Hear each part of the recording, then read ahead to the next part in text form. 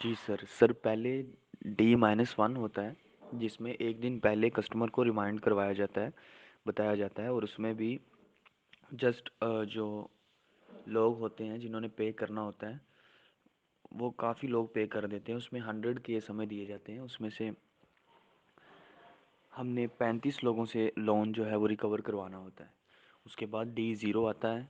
D0 के अंदर sir almost 35 cases होते हैं, मे बी 50 केसेस होते हैं। तो उसके अंदर से हमें वो दिन होता है जिस दिन कस्टमर का प्रॉमिस टू पे होता है, जिस दिन उसका डे होता है पे करने का। तो उस दिन उन केसेस में से हमें अगर 50 हैं तो ऑलमोस्ट 35 हमें निकालने होते हैं।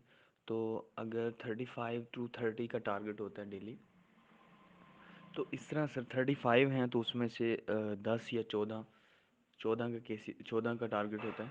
उसके बाद S1 होता है जिसमें एक दिन पुराने होते हैं।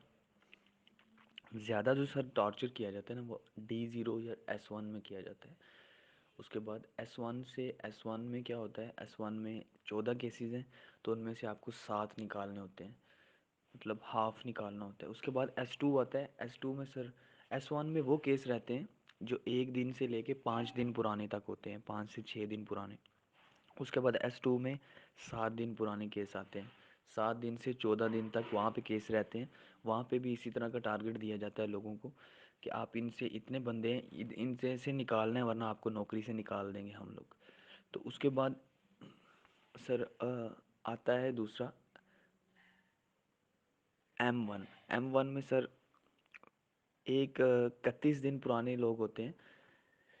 16 से मतलब 16 दिन से लेके 31 दिन पुराने तक केस होते हैं M1 में। उसके बाद M2 में सर 30 डेज से लेके 180 डेज तक होते हैं M2 में। तो इस तरह इनसे रिकवरीज करवाई जाती है। M1 में सिर्फ आपने 2 पेमेंट्स निकलवानी होती हैं डेली की, 5,000 की INR की।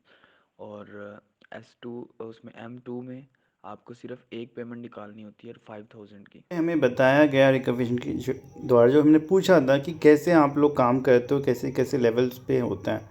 तो आगे और भी जो रिकॉर्डिंग्स हैं वो अपलोड होंगी, तो आप बने रहिएगा और वीडियो को जितना हो सके शेयर करें, लाइक करें। बहुत ही नॉलेजेबल आपको नॉलेज मिलने जा रहा है, क्योंकि हमने ये रिकॉर्डिंग्स इनसे बात अपना समय इसलिए दिया जिससे कि आपके साथ शेयर कर सकें और आपको हेल्प मिल सके। तो चैनल को जितना हो सके आप सब्सक्राइब करें, सपोर्ट करें। अगर आप भी इस फेक लोन ऐप में फंसे हुए हैं, चाहे वो टका पॉट हो, टका मॉल हो, लाइटनिंग रुपी हो, हीरो रुपी हो, हुगो लोन ऐप हो, कैश पॉकेट हो या मनी ऐप हो, किसी भी फेक ऐप से आपके अकाउंट में पैसे आ गए हैं, क्रेजी मंकी हो, और अब ये आपको परेशान कर रहे हैं, पेमेंट करने के बावजूद ब्लैकमेलिंग कर रहे हैं। कैसे बचना है, आपको अपने बचाव में क्या प्रिवेंटिव स्टेप लेना है, जिससे ना कांटेक्ट में बदनामी का डर, ना इनको पैसे देने का, ना ही कहीं से परेशान होने का, में न्यूड फ़ोटो या इमेज जाने का, इनके अगेंस्ट कहाँ कंप्लेन करना है, अपने बचाव में क्या क्या स्टेप्स लेने हैं, वो सारा कुछ आपको बताया जाएगा, एडवाइस किया जाएगा। तो जिस भी ऐप से परेशान है, ऐप का नाम, प्रॉब्लम व्हाट्सअप करें, हेल्प लें। वीडियो को जितना हो सके लाइक करें, बाकी लोगों के साथ शेयर करें, उन्हें भी अवेयर को बिल्कुल आप सब्सक्राइब करें, सपोर्ट करें, जिससे कि आप जुड़े रहें हमारे साथ।